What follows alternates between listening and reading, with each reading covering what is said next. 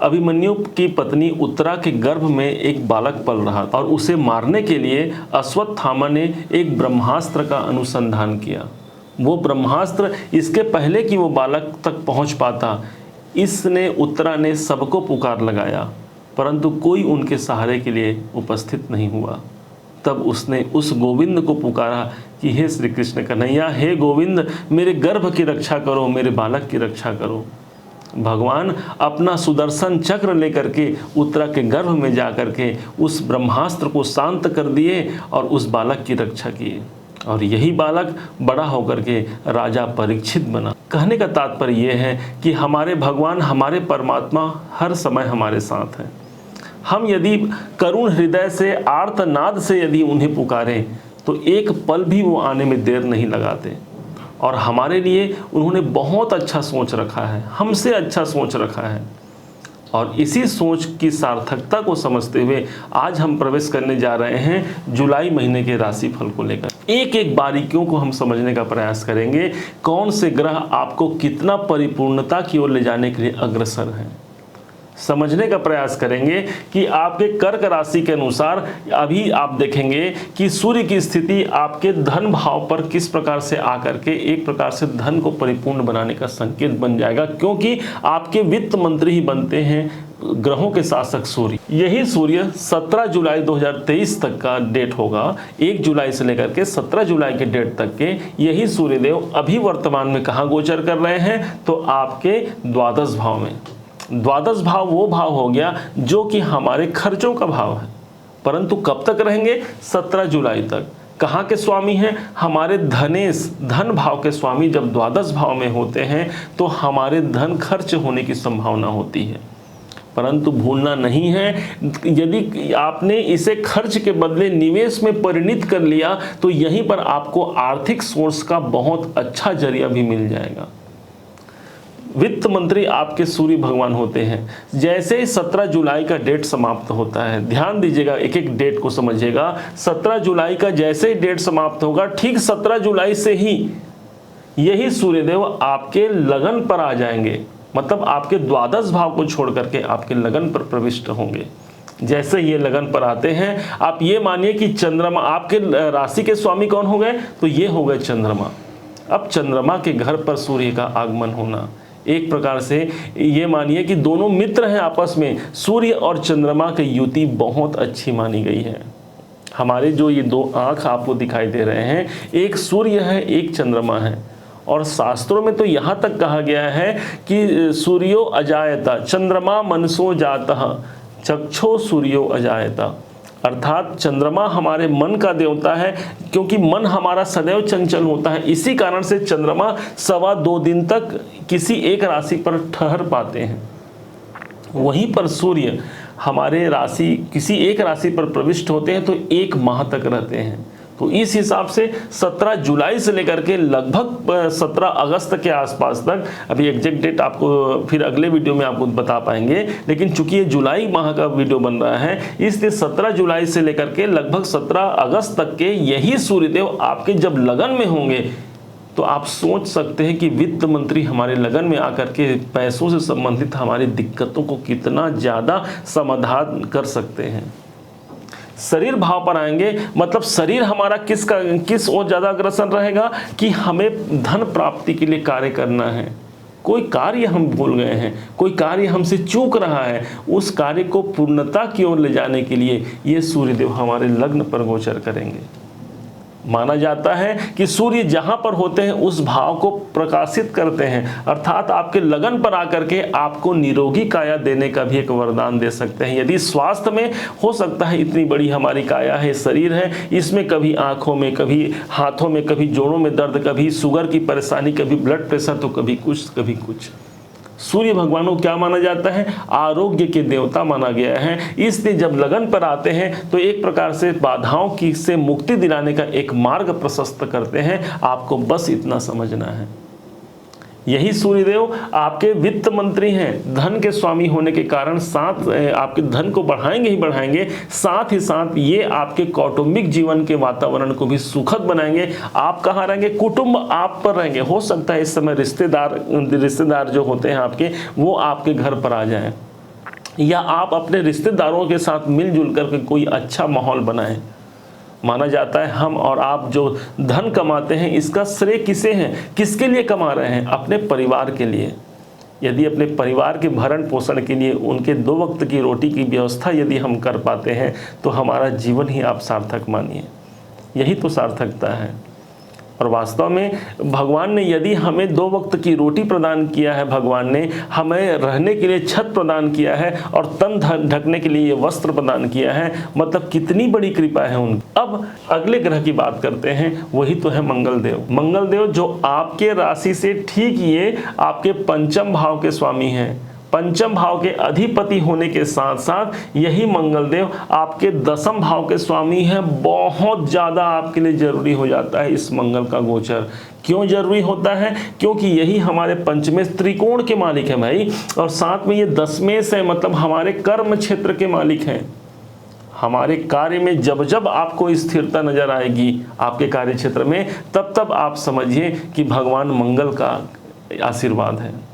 मंगल का सीधा सीधा कनेक्शन हनुमान जी महाराज से होता है। अष्ट सिद्धि नवनिधि के दाता, अस बर दीन जानकी माता। और इसी मंगल को यदि देखा जाए तो यही आपके धन भाव पर हैं। आपके पंचमेश और आपके 10वें यदि धन भाव पर आ जाते हैं तो हमें कर्मों से धन की प्राप्ति होती है। हमने बताया कि हमने यदि कोई कर्म किया है तो उन कर्मों के माध्यम से हमें धन का एक सोर्स प्राप्त हो पाए, तभी हमारा कर्म सार्थक है। और इसी सार्थकता को सिद्ध करते हुए मंगल आपके कर्म भाव के स्वामी आपके धन भाव पर सुंदर गोचर कर रहे हैं। कब तक रहेंगे? तो ये आप देखेंगे 1 जुलाई, आज 1 जुलाई के डेट से लेकर के ये पूरे के पूरे अभी जुलाई महीने तक तो रहेंगे ही, साथ में ये 18 अगस्त तक रहेंगे। इतना लंबा समय आपके धन भवन पर आकर के कहीं से भी मुझे इस बात को बताने हुए में बड़ा खुशी महसूस हो रहा है कि ये मंगल आपका 10वें होकर के धन भाव में है, अर्थात आपके कर्मों से आपको धन की प्राप्ति होगी। 10वां भाव हमारे राज्य का है, सत्ता का है, प्रशासन का है, तो यहाँ से भी धन की प्राप्ति का एक संकेत बन सकता है यदि आपके जीवन में उनसे रिलेटेड कोई धन प्राप्ति का आगमन हो तो। गवर्नमेंट जॉब्स के दृष्टिकोण से भी इसे अच्छा मानेंगे। नौकरी इत्यादि के लिए भी ये योग अच्छा होता है, क्योंकि नौकरी में प्रमोशन इत्यादि होने का एक संयोग बन सकता है। 10वें जब द्वितीय भाव पर जाते हैं तो नौकरी व्यवसाय के दृष्टिकोण से इसे अच्छा मानेंगे। कुल मिलाकर के आर्थिक परिपूर्णता को सिद्ध करते हुए मंगल देव आपके द्वितीय भाव पर गोचर कर रहे हैं। आप ये समझिए, बारीकियों को समझिए भाई। हमारे ग्रह जहां पर जाएंगे और जिस भाव के स्वामी होंगे वही तो लेकर के जाएंगे। यही मंगल देव चूंकि आपके पंचमेश है, पंचमेश का तात्पर्य यही हो गया कि सबसे पहला तो ये हो गया कि हमारी बुद्धिमत्ता है, हमारा सोच है, हम क्या सोचते हैं क्या करते हैं, यही हमारा 5वां घर है। और यही 5वां भाव जब उठ करके धन भाव पर जाते हैं तो कैसे हमारे जीवन को ये प्रभावित नहीं करेंगे। आर्थिक परिप्रेक्ष्य से सोचा जाए, यदि देखा जाए तो यहाँ पर अनुकूलता सिद्ध होती है। अब ये मंगल आपके धन भाव पर गए, अब यहीं पर से 10वें भी है। ध्यान दीजिएगा, मंगल जब जब आपके द्वितीय भाव पर गोचर करेंगे तब तब आपका बैंक से आपका कनेक्शन बना देंगे। मंगल कौन है? मंगल हमारी एनर्जी है। हम मतलब माना जाता है कि मंगल जहां पर होते हैं वहीं पर हमारी एनर्जी होती है। तो एनर्जी कहां होगी? अपने कुटुंब पर, अपने परिवार पर, अपने पैसों पर, अपने वाणी पर। और इतने सुखद परिणाम को देकर के, अच्छा विशेष बात तो ये हो गई कि मंगल यहाँ जिसकी राशि पर गए हुए हैं 5 नंबर राशि, वो सूर्य की राशि है। और सूर्य और मंगल दोनों का कॉम्बिनेशन बहुत अच्छा है। क्यों? क्योंकि जिस राशि पर गए हुए हैं वो अग्नि तत्व की राशि है और मंगल स्वयं अग्नि तत्व के ग्रह माने गए हैं। इस दृष्टिकोण से भी देखा जाए तो यहाँ पर एक प्रकार से अच्छा खासा आर्थिक दृष्टिकोण से अच्छा मानेंगे। अब समझते हैं उस ग्रह को जो है बुध देव, जो कि बुध हमारे जीवन में बुद्धि के कारक हैं, व्यापार के कारक हैं, वाणी के कारक हैं। यही बुध देव आपके जीवन में 12 भाव के स्वामी हैं और यही आपके पराक्रम भाव के मालिक हैं। हालांकि ये बात नहीं भूलना है, आपके राशि के स्वामी चंद्रमा के ये शत्रु हैं। फिर भी यदि डिपार्टमेंट मिला है, उनको कार्यभार मिला है आपके 12 भाव का, तीसरे भाव का, तो उसका रिजल्ट उन्हें देना ही पड़ेगा। जैसे कि आप ये समझिए कहीं पर कोई कंपनी है, किसी को कोई डिपार्टमेंट मिला है, भाई आप ये कार्य करेंगे, तो उस व्यक्ति का कार्य मतलब उसको मन हो के मत हो, उसे वो कार्य करना ही पड़ेगा अपने बॉस के लिए, अपने जीविका को पूर्ण करने के लिए। ठीक इसी प्रकार से बुध चूंकि इनके शत्रु होते हुए भी आपके द्वादश भाव में हो गए हैं, तो इसलिए 8 जुलाई तक के धन खर्च के दृष्टिकोण से ज्यादा महत्वपूर्ण होगी। खर्च की अधिकता रहेगी 8 जुलाई तक। तो इस समय पर क्या करना है भाई, अगर अनर्गल खर्च हो रहे हैं आपको नियंत्रण रखना है, किसी कारण से बड़े खर्च करने से बचना है आपको। और जैसे ही 8 जुलाई का डेट समाप्त होगा, यही बुधदेव 8 जुलाई से लेकर के 25 जुलाई तक कर्क राशि में ही गोचर करेंगे, मतलब आपके ही राशि पर गोचर करेंगे। मतलब बुधदेव यहां से कहां आ गए, अपने आपके लगन पर ही आ गए। अब लगन पर जैसे आते हैं बुध, तो बुध और चंद्रमा की युति सही नहीं है, तो इस समय पर क्या करेंगे, 8 जुलाई से 25 जुलाई के मध्य स्वास्थ्य पर थोड़ा ध्यान रखने की आवश्यकता है। हो सकता है कि बुध बुद्धि के कारक हैं, इसलिए हमारे मन को, बुद्धि को परिवर्तित कर दें, हमारे डिसीजन जो होंगे उसको चेंज करने का हमें अवसर मिल सकता है। इस टाइम पर हो सकता है कि हमने कोई डिसीजन लिया है, कोई और आकर के हमारे डिसीजन को गलत साबित कर दे, हमारे प्रयासों का प्रतिफल न मिले। कुल मिलाकर के थोड़ा सा यहाँ पर बुध आपको नेगेटिव इफेक्ट दे सकते हैं, परंतु भूलना नहीं है अभी आपके भाग्येश बचे हुए हैं। इस महीने के भाग्येश जो कि स्वयं कौन होते हैं, देव गुरु बृहस्पति होते हैं।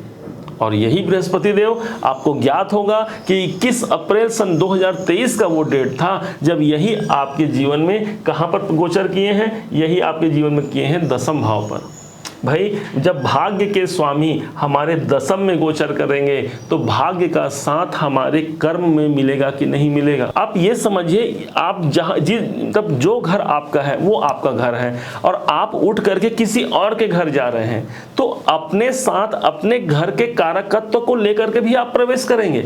ठीक इसी प्रकार से भाग्य के स्वामी देव गुरु बृहस्पति हैं कर्क राशि के अनुसार, और इनका गोचर जब दशम भाव में होगा तो भाग्य कहाँ चला गया, भाग्य चला गया आपके कर्म भाव। तो मतलब हमने कर्म तो किया, भाग्य साथ नहीं दे रहा है, तो ये मानिए कि भाग्य यहाँ पर आपका बल है। भाई भाग्य ही तो बल है, और भाग्य के द्वारा हमारे जीवन में माना जाता है कि हमने 2 रुपए का कार्य किया और भाग्य यदि साथ दिया तो हमें उसे 2 रुपए को 2 लाख बनाने में भी टाइम नहीं लगता।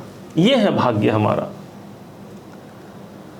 शून्य से शिखर तक की जो यात्रा होती है यही भाग्य की यात्रा होती है। कर्क राशि से नवम भाव के अधिपति गुरु हैं हमेशा के लिए। ये सिर्फ जुलाई की ही बात नहीं, अन्य आगे महीने में भी सदैव गुरु आपके 1 साल तक आपके दशम भाव पर रहेंगे। पिता से सपोर्ट, उच्च अधिकारियों का सपोर्ट भी यहाँ मिलना प्रारंभ हो जाएगा क्योंकि गुरु यहाँ पर गए हैं।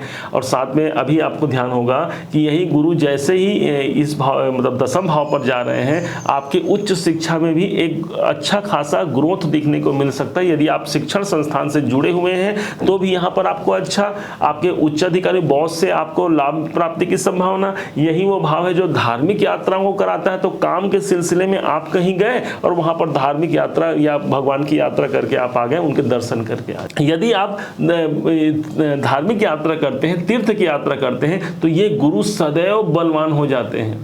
माना जाता है कि हमारे घर में मंदिर जो होता है, जो हम लोग छोटा सा स्थान, मान लीजिए घर में बड़ा स्थान नहीं हो पाया तो जो घर में छोटा सा स्थान भी जो हम भगवान के लिए बनाए हुए हैं, उनकी प्रतिमा रखे हैं, उनकी फोटो रखे हैं, वहाँ पर खड़े होकर के 2 अगरबत्ती भी हम भगवान को यदि अर्पण कर देते हैं, इसका सीधा सीधा संबंध आपने भाग्य को जागृत कर। भाग्य की जागृति ही है देव गुरु बृहस्पति जो आपके दशम भाव पर गए हैं, आपके 9 में से।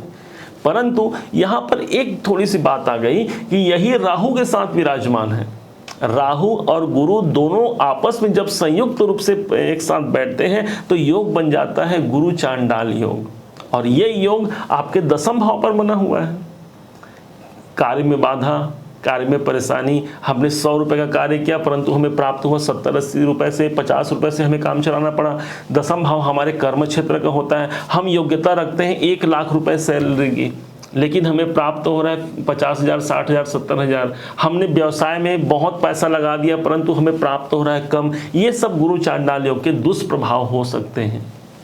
परंतु एक बात होगा, हमने एक पूर्व में वीडियो बनाया था, आपने देखा भी होगा, गुरु का गंगा जल, उसमें हमने इस बात की प्रामाणिकता को सिद्ध किया है कि कैसे जहां जहां गुरु की दृष्टि पड़ती है, 1 2 3 4 5 गुरु की दृष्टि आपके धन भाव पर पड़ रही है, वहीं पर राहु की स्थिति, तो एक प्रकार से राहु आपको अनैतिक मार्गों की ओर आपके मन को ले जा सकता है, लेकिन गुरु आपको सांत्वना देता है कि नहीं, अनैतिक कार्य नहीं करना है, सच्चे मार्ग पर रह करके अपने धन को अधिकाधिक बढ़ा पाना है। यहाँ से गुरु आपके, राहु यहाँ पर चतुर्थ भाव को देख रहे हैं, पारिवारिक वातावरण को खराब कर सकते हैं, कोई परिवार में किसी को लेकर के टेंशन चिंता दे सकते हैं, तो वहीं पर गुरुदेव की भी दृष्टि इसी भाव पर पड़ रही है, उसी भाव पर भाग्य का साथ मिलने की संभावना सबसे अधिक बन जाती है। गुरु की अब राहु की नवम दृष्टि, तो 7 8 9 राहु की नवम दृष्टि आपके अष्टम भाव, छठे भाव पर एक तरफ तो आपके कर्जों को बढ़ा दिया, एक तरफ आपको स्वास्थ्य संबंधी चिंता दे दिया, एक तरफ यही आपके शत्रुओं को बढ़ा दिया। लेकिन वहीं पर गुरु जैसे पराक्रमी ग्रह, गुरु जैसे ज्ञानी ग्रह और गुरु जैसे भाग्योन्नति कारक ग्रह की दृष्टि भी पड़ गई है इसी भाव पर, इसलिए उन सब से मुक्ति मिलने का कोई ना कोई योग तो बनेगा ही ना भाई। ध्यान दीजिएगा, तो यहां पर राहु गुरु के चांडाल योग तो बने हैं, लेकिन यदि आपने गुरु को जागृत कर लिया तो कैसे आपको लाभ नहीं होगा। धर्म कर्म पूजा पाठ, गुरु पर आस्था, भगवान पर आस्था, ये सब आपके इस गुरु को बल प्रदान करता है। गुरु को हमने समझा, अब उस ग्रह को समझते हैं जो कि आपके जीवन में आपके लाभेश हैं। आपके लाभ का सारा जिम्मा, सारा का सारा दायित्व जिस ग्रह के पास है, यही तो है शुक्राचार्य। और यही शुक्र की स्थिति जब जब परिवर्तन होगी, तब तब आपके इनकम के सोर्स को वो परिवर्तन करेंगे। अभी कहाँ चल रहे हैं, ध्यान से समझिएगा। यही शुक्रदेव अभी गोचर के दौरान 7 साल तक कर्क में रहेंगे, मतलब कि आपके अपने राशि पे चल रहे हैं। तो लाभ के दृष्टिकोण से इसे अच्छा मानेंगे कि भाई हमारा शरीर लाभ प्राप्ति के लिए, हमारी इच्छाओं की पूर्ति के लिए हमारा शरीर हम स्वयं काम करेंगे। परंतु जैसे ही 7 मतलब 7 जुलाई 2023 का डेट समाप्त होगा, यही शुक्राचार्य आपके धन भाव पर चले जाएंगे। कितना अच्छा होगा भाई, इससे अच्छा कॉम्बिनेशन हो ही नहीं सकता। मतलब हमारे लाभ के स्वामी उठ करके धन भाव पर चले जाएं, तो मतलब धन लाभ का कॉम्बिनेशन, ध्यान दीजिएगा, ये धन भाव, ये लाभ भाव, धन लाभ, समझ रहे हैं ना आप। ये हमारी इच्छाओं का भाव, इच्छा लाभ, मतलब जो हमने इच्छा किया उसके अनुरूप लाभ देने की एक बाउंडेशन आ गई है बुद्ध के, शुक्र के पास, जो मतलब वो जिस भाव के मालिक है उस भाव के रिजल्ट तो देंगे ही ना भाई। तो लाभ भाव के स्वामी तो लाभ के रिजल्ट कैसे नहीं देंगे, धन भाव पर है तो धन भाव के रिजल्ट कैसे नहीं देंगे। कब तक रहेंगे ये, तो ये 7 जुलाई से लेकर के 23 जुलाई तक ये यहीं पर गोचर वश रहेंगे। और 7 तारीख के समय ही बता रहे हैं आपको, 7:15 का वो समय होगा, जब सुबह टाइम का समय होगा, जब यही आपके लगन को छोड़ करके धन भाव पे जाएंगे। तो आर्थिक परिप्रेक्ष्य से आपके लिए अनुकूल, बैंक संबंधी कार्य को करने के लिए परिपूर्ण। कोई लोन आपका पुराना चल रहा है तो उस लोन को कुछ क्लियर करने के लिए ये समय अनुकूल। तो कुल मिलाकर के शुक्राचार्य जो आपके लाभेश हैं, वो इच्छाओं की पूर्ति हेतु आपके धन भाव पर गोचर कर रहे हैं, आप ये समझ जाइए। और इसी समय पर जैसे ही होगा ये पुनः फिर से 23 तारीख को ये वक्री भी हो जाएंगे। ध्यान dीजिएगा, जैसे ही ये 23 तारीख को वक्री हो जाते हैं, कहाँ होंगे, तो सिंह में, मतलब कि कर्क राशि से धन भाव पर वक्री होंगे। मतलब पुनः फिर से इनका वापसी हो जाएगा, आपके अपने लगन पर हो जाएगा। भूलना नहीं है, शुक्र आपके लाभेश हैं, और साथ में यही शुक्र आपके 7 नंबर कहाँ गया, आपके सुखेश भी हैं, ये चतुर्थ भाव के स्वामी भी हो गए। तो सुख का संबंध कहाँ बन गया, हमारे शरीर से। तो मान सकते हैं कि शरीर हमारा फिर सुख की अनुभूति करेगा। तो सुख किसे कहेंगे भाई, यदि हमें शरीर में परेशानी ना हो, यदि हमें आर्थिक परेशानी ना हो, यदि पारिवारिक परेशानी ना हो, तभी तो हम उसे सुख मानेंगे। तो ये सुख की अनुभूति पुनः फिर से 23 जुलाई से पूरे जुलाई के अंत तक, या जब तक वक्री रहेंगे तब तक आपको ये देखने को जरूर मिलेगा। अब ग्रहों के दंडनायक शनि की बात करते हैं। यही शनिदेव जो आपके जीवन में अष्टम भाव पर आए हैं, परंतु एक बहुत अच्छा शुभ संकेत आपके लिए है। कौन सा संकेत, कि इसी जुलाई के महीने में ही शनि देवता जब वक्री हो गए हैं, जून में भी वक्री हुए थे, अभी जुलाई महीने में तो पूरे के पूरे वक्री रहेंगे। मतलब यही आपके सप्तम भाव का प्रतिफल भी देंगे। जैसे ये सप्तम भाव का प्रतिफल देते हैं, मतलब 8वां भाव आपके रुकावट बाधाओं कष्टों का है, लेकिन भूलना नहीं है, 8वां भाव ही आपके जीवन में परिवर्तन का है। परिवर्तन के भाव पर वक्री होंगे। जीवन को परिवर्तन करना शनि का एक परम धर्म बन जाएगा। 4 नवंबर तक का वो डेट होगा जिस डेट तक ये वक्री रहेंगे और अष्टम भाव में वक्री होकर के सप्तम भाव के कंप्लीट रिजल्ट देंगे। हमने एक वीडियो बनाया था ट्रेवल टाइम मशीन का, उसे आपने देखा होगा, नहीं देखा है तो दोबारा फिर से देखिएगा, उसे जा करके देखें तो आपको पता चल पाएगा कि यही शनि किस प्रकार से हमारे जीवन को ग्रोथ देने वाले हो जाएंगे। सभी ग्रह हमारे जीवन को सिर्फ हानि या नुकसान नहीं पहुंचाते और न सभी ग्रह हमारे जीवन को बहुत लाभान्वित करते हैं। उनका एक पाठ होता है, उनकी एक मुख्य भाषाएं होती हैं जो बोलते नहीं ग्रह, लेकिन उनकी भाषाओं को समझकर यदि हमने कार्य किया तो हमें सफल होने से इस संसार में कोई नहीं रोक पाएगा। और यहीं पर जब ये वक्री स्थिति में आएंगे, सप्तम भाव बिजनेस का होता है, बिजनेस में आपको ग्रोथ देखने को मिल सकती है। यहीं पर नौकरी इत्यादि में भी एक सफलता का योग। यहाँ पर दसम भाव से दसम भाव होने के कारण दाम्पत्य जीवन में एक प्रकार से सुस्थिरता। यदि वैवाहिक जीवन आप चाहते हैं, विवाह संबंधी कार्य पूर्ण करना चाहते हैं, विवाह करना चाहते हैं, तो ये 4 नवंबर तक का डेट आपके रिश्ते फिक्स होने की संभावना भी काफ़ी हद तक बढ़ जाती है। डेट को समझिएगा और उस तारीख में मुझे उम्मीद है कि ये जरूर, यदि दाम्पत्य संबंधी किसी प्रकार से आपको चिंता व्याप्त है, उसे पूर्णता की ओर ले जाने के लिए यहाँ पर ये शनिदेव बाध्य हैं। अष्टम भाव पर ये, अच्छा अब इनकी दृष्टि समझ लेते हैं। तो शनि की दृष्टि 1 2 3 शनि की दृष्टि भाई आपके दसम भाव पर भी पड़ रही है। तो दसम भाव का है कर्म का भाव, और शनि तो स्वयं कर्म के कारक होते हैं। तो कर्म के कारक देवता का कर्म भाव पर तीसरी दृष्टि, तीसरा भाव काहे का हो गया? तीसरा भाव हो जाता है हमारे मेहनतों का।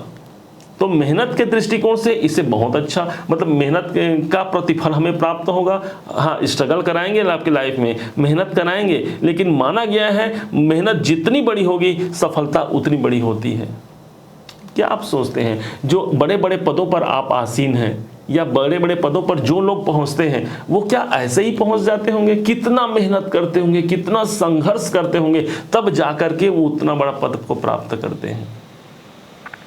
राहु केतु की बात समझते हैं। यही राहु केतु आपके जीवन में दसम भाव पर है और यही केतु आपके जीवन में चतुर्थ भाव पर है। राहु दसम पर होना एक प्रकार से ऐसे कार्यों की ओर हमको अग्रसित करता है जो कार्य ज्यादातर लोग नहीं करते। विदेशों से संबंध जोड़ने का कार्य भी राहु का है। देख लीजिएगा, जिसके कुंडली में दसम भाव पर राहु हो उनका कोई ना कोई संबंध विदेशों से होता है, और या फिर अदर प्रांत से तो होता ही होता है उनके कार्य क्षेत्र का संबंध। और इस टाइम पर अभी अक्टूबर तक ये राहु यहीं पर रहने वाले हैं, जुलाई तक तो रहेंगे ही रहेंगे, अक्टूबर तक यही रहने वाले हैं। मतलब यदि आप विदेशों में अपना कार्य क्षेत्र फैलाना चाहते हैं, यदि आप विदेश में काम करते हैं, यदि आप विदेश में रहते हैं, तो ये सब आपको वहाँ पर प्रॉफिट की स्थिति ही यहाँ पर राहुदेव बनाते हैं। परंतु आपके लग्नेश के शत्रु हैं, इसलिए ये राहु सदैव हमारे लिए हितकारक भी नहीं है, क्योंकि राहु हमारा भय है, राहु हमारा भ्रम भी है। तो इसलिए भय से ऊपर निकलना है। भ्रम किसी बात को लेकर के मन में, एक आपके कार्य क्षेत्र को लेकर के भ्रम की स्थिति आ सकती है, कहीं ऐसा तो नहीं, कहीं वैसा तो नहीं। तो इस भ्रम से बाहर निकल करके आप ज़्यादा उन्नति को प्राप्त कीजिए। केतु की स्थिति तो यथावत बनी हुई है।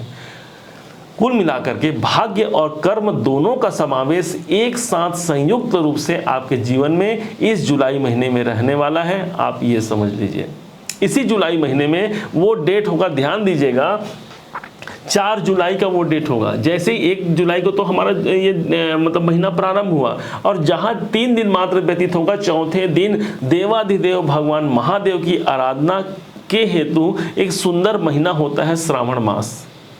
इस सावन के महीने में भगवान भोलेनाथ की प्रसन्नता शीघ्र प्राप्त होती है। वैसे तो भगवान शंकर तो सदैव दयालु हैं, थोड़ी सी मेहनत करने से, थोड़ी सी उन पर यदि 1 लोटा जल भी चढ़ा दिया जाए, यदि ओम नमः शिवाय का मंत्र भी बोल दिया जाए, तो भगवान शिव उस पर अनुकंपा करते हैं। और यहाँ पर तो यही सूर्य मतलब सावन के महीने में 4 तारीख से भगवान शंकर जी का ये महीना ही हो गया।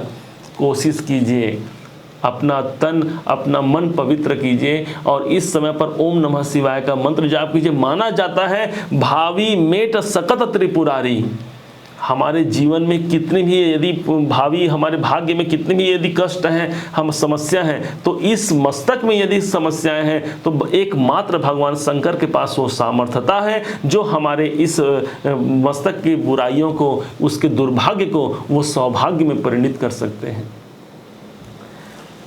4 सोमवार का कॉम्बिनेशन भी इसी जुलाई में मिलेगा, एक 10 तारीख, एक 17 तारीख, एक 24 तारीख और एक 31 तारीख। इसमें हमको श्रावण सोमवार का शुभ दिन मिलेगा। कोशिश कीजिए, भगवान देवाधिदेव महादेव के लिए रुद्राभिषेक कर सकते हैं तो अति उत्तम है। नहीं कर सकते, अपने ब्राह्मणों को नहीं बुला सकते, अपने घर में ही जो आपके शिवलिंग हैं, शिवलिंग की आप अपने घर में रखिए और उसी में 1 लोटा जल ले लीजिए और कुछ गंगा जल की बूंदें मिला लीजिए और ओम नमः शिवाय करते हुए भगवान शंकर जी को बढ़िया अभिषेक कर दीजिए। और उस दरमियान अपने मन में जो आपकी कामना है उस कामना को बोलते हुए आप जो अभिषेक करेंगे, भगवान शंकर के कानों तक वो बात पहुंचती है और तत्क्षण वो खड़े होकर के आपके कैसे किसी मनोरथ को सिद्ध नहीं करेंगे। उम्मीद है कि आप सबने इसे समझा होगा। इस जुलाई महीने के राशिफल को सबने समझा होगा, आप सबने इसे जाना होगा। यदि आपने इसे समझा है, जाना है, मेरे समझाने का प्रयास आपको सार्थक लगा हो, मेरे समझाने का तरीका यदि आपको सार्थक लगा हो, तो अपना प्यार भरा लाइक और कमेंट करना मत भूलिएगा। आपके लाइक और कमेंट ही तो हैं जो हमें बहुत मोटिवेशन देते हैं।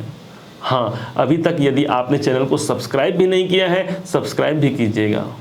पुनः एक बार फिर आप सभी का दिवस मंगलमय हो, इन्हीं शुभकामनाओं के साथ। जय शनिदेव।